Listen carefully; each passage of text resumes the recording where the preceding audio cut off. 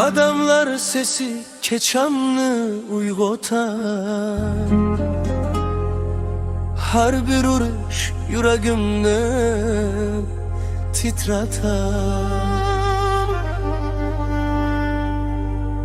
Qadamlarim ko'chada yozadi satr, yuragimda yozilmagan kitobdagi qar. Yolg'iz kishi ammo qo'shiq ko'p, har nafasda yangi umid top. Yurak yurar timpanda kuch uyg'otar.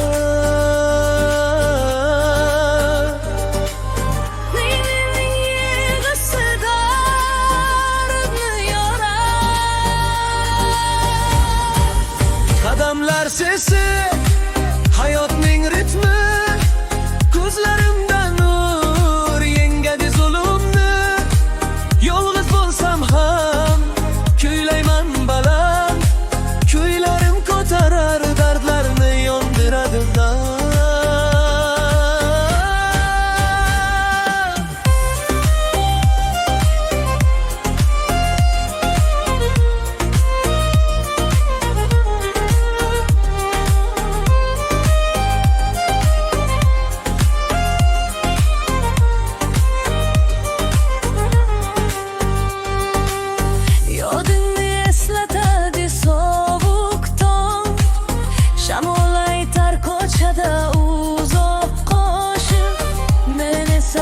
Zaman ko'yda yol, har zarbda yuragim bo'lar tol.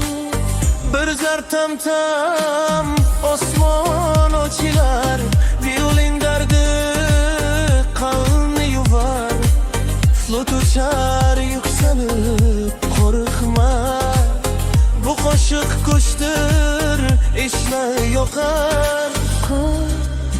Ostidan uzib chiqqirak, yuragimda bu qo'shiq qiyqirar. Qadamlar sesi yashamlar ritmi, kuylar ko'tarar yengar zulmni. Yolg'iz bo'lsam ham kuylayman baland, men kuchman, men qo'yman to'xtamas yo'lda.